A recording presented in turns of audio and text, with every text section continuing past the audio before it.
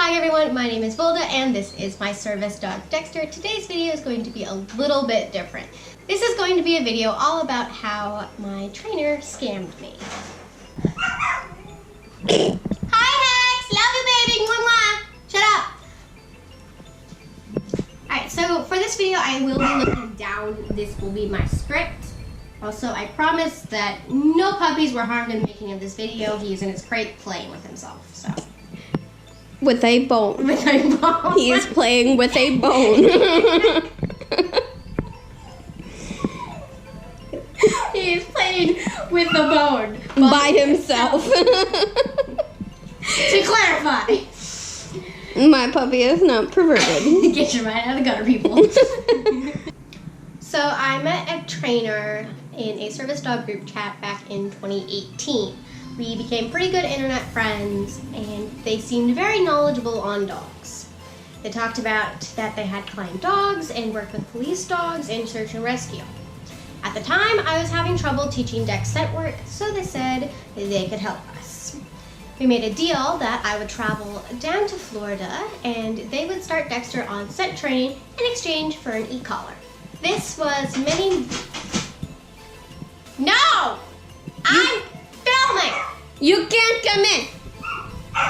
Hex! Can you shut up? Thank you, sweetie pie. This was many months before the date of the trip was planned. I had brought up that I couldn't teach Dexter to hold things, so they said that they could train it for me. We continued to talk, and I had become interested in becoming a dog trainer. So they said, Hex! Shh! Love it! Oh, he listens to you. Well, he's my dog. Okay. And I had become interested in becoming a dog trainer. So they said that they would mentor me. So to recap, I had to plan a trip and pay for it so that this person could train Dexter in scent work and to hold things in exchange for an e-collar. They also said they would mentor me on how to train service dogs for other people.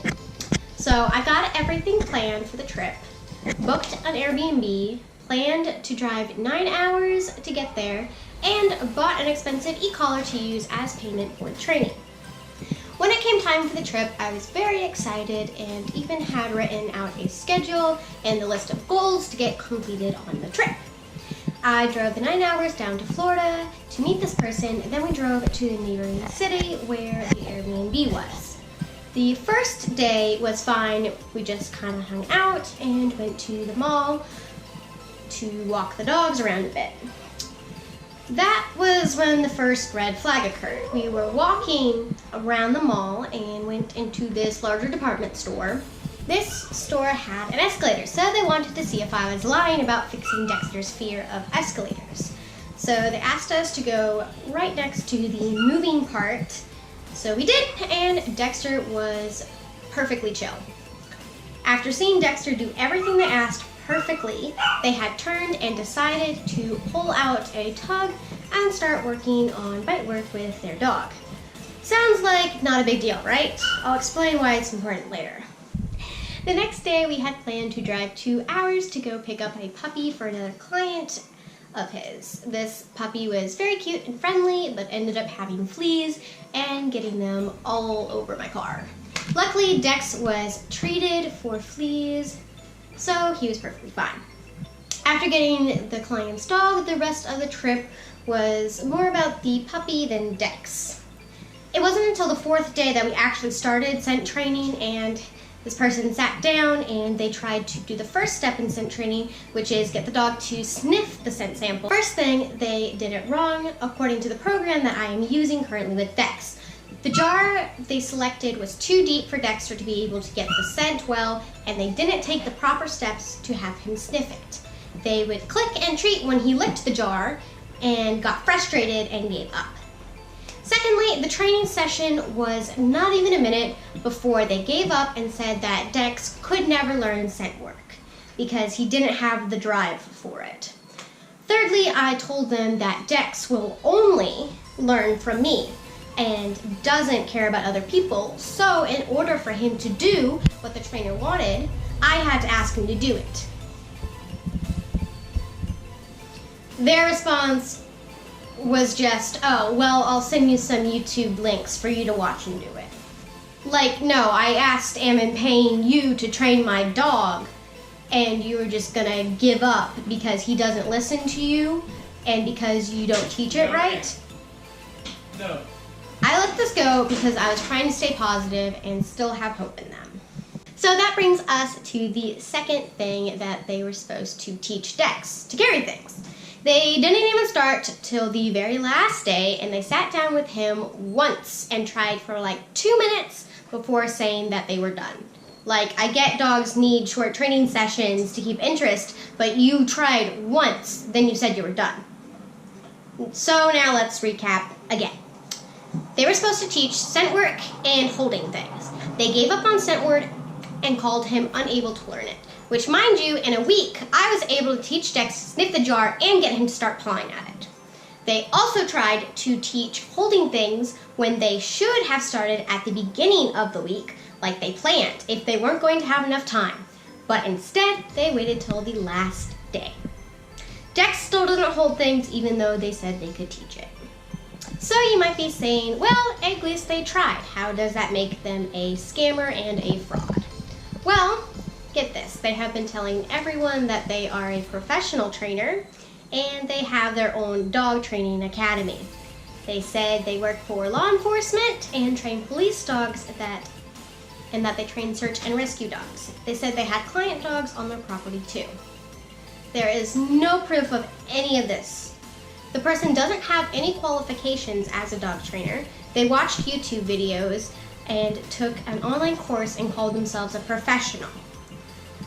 They have no business. They have no business license or anything, just a name and a very broken idea. They hang out at the police station, but they are not employed by them. Their dog was accepted into search and rescue program, but they have no proof that the dog can do any of the things they claim. They certainly do not train other search and rescue dogs. And they have no client dogs on their property based on a video call that happened right before the trip. They didn't have any clients or client dogs based on their own admission. One of their clients was another person in the group, but they had gone to a different local trainer because the scam trainer wasn't helping them or their dog and seemed to only be in it for the money. The other client that we had picked up the puppy for lives multiple states away, and so they don't even have access to the dog in order to train it. One of the worst parts of the trip, they started using the e-collar that I was paying them with during the trip and would use it without teaching their dog what the difference was between the different modes. For example, they would double press the beep button and just expect the dog to know that that means come when they didn't even know recall in the first place. This person clearly did not understand how to use an e-collar yet and called themselves a trainer. After the trip was over, I left trying to convince myself that I was satisfied, even though I was extremely upset that nothing I went down there to accomplish was done. On the drive back to North Carolina, we started to fight about what had happened during the trip. The fight eventually ended once I got back home and they had blackmailed me into apologizing because they had posted private screenshots from a group chat on their page trying to make me look bad. Then they proceeded to start fighting with me again because people were messaging them, defending me against the lies that they had published. I tried to smooth things over and still be friends with them and just part our ways as far as dog training went, but then they proceeded to make petty jabs at me in the group chat and got mad when I told them to go train their dog. Why did I say this? Because this person had constantly, from the previous months, said bad things about Dex, calling him untrained, calling him names, criticizing everything that he did. This is where the escalator came in. They saw that he had his fear fixed and didn't even recognize it. Instead, they just blew it off, even though for months they had been judging him about it and saying his fear wasn't fixed. I took it for months, but then they threw a tantrum when I said they need to train their dogs recall, because guess what happened? Last night that we were in Florida, their dog broke out of its collar and started to run away. We did manage to get the dog back. Like, your dog can't even recall yet, and yet you're going to come after me and call my dog untrained. Their dog was causing issues in the B&B, needing to be looked after, and they even said they don't even need the dog's tasks in it anymore, even though they were taking it into public as a service dog.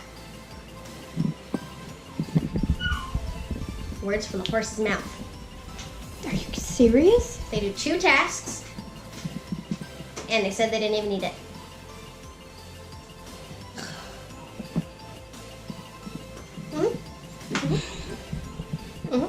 At this point, I was done with them, so I nicely asked for them to return the e-collar back, but they said no because I don't deserve it back. I even offered to pay return shipping, but no. So I was scammed out of an expensive e-collar that took a week's salary just to buy, and they didn't hold up to their part of the deal when they said they would work on scent training and holding things. They lied about their qualification and their business, and I have talked to other people who have also been scammed by this person. Dexter and I are doing absolutely amazing with scent training on our own with the help of a diabetic alert dog program. Don't knock over my mirror! Knock it over, Dex! I'm still working on becoming a trainer through legitimate companies. I'm still mad about wasting all my time and money on the trip, and now I just want my e-collar back because they didn't do their side of the deal. To give them the benefit of the doubt, while I was down there, I had multiple panic attacks and such, and they did a very good job at helping keep people away, and they seemed very caring in those moments. So, I don't think this person is a horrible person overall, but I think they have a problem with lying, and I think that they don't know how to handle things maturely, especially when it comes to things about money or handling situations or disagreements. So, last note, be careful out there. There are a lot of people that are just in things for the money, are not who they say they are, and such things. So when you're looking into a dog trainer, make sure you ask exactly what their qualifications are and look into those things. There are certain ways that people can twist words, like saying they mentored under somebody, but what they really mean is they took their course, their online course, which online courses are great, super helpful, but that doesn't count as mentoring under somebody. So that's my closing thing. Just be careful out there, guys. Am I pissed about this? Of course I am.